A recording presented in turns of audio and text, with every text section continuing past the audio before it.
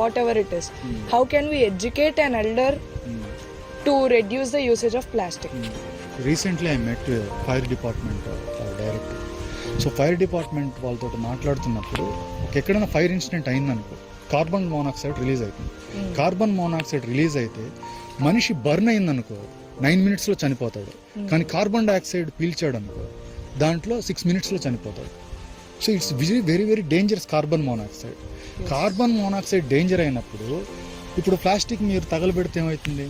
Methane release అవుతుంది. Methane 1 kilo of methane CO2 28 kilos of CO2 కదా. Leads to cause cancer. Leads to cancer. So నీకు 6 minutesలో burn అవుతున్నప్పుడు 6 minutesలో చనిపోతున్నప్పుడు carbon monoxide నీకు methane తగలబెట్టి అదే పీలుస్తున్నావు. దాన్ని పీల్చడం వల్ల ఎంత హార్మ్ఫుల్. నేను ఇదే అడిగాను వాళ్ళు ఫైర్ డిపార్ట్మెంట్ వాళ్ళు. ఇది మీ కన్సర్న్లోకి కూడా వస్తుంది కదా ఫైర్ అనేది. కార్బన్ మోనాక్సైడ్ అంత ప్రమాదకరమైనప్పుడు సో మీథేన్ కూడా ప్రమాదకరమే కదా. Why don't you stop the burning in municipalities? Why don't you educate అంటే that's not part of our work అంటున్నారు. Who will take the responsibility? So దానివల్ల ఏంటంటే మున్సిపల్ వర్కర్కి నాలెడ్జ్ ఇవ్వాలి.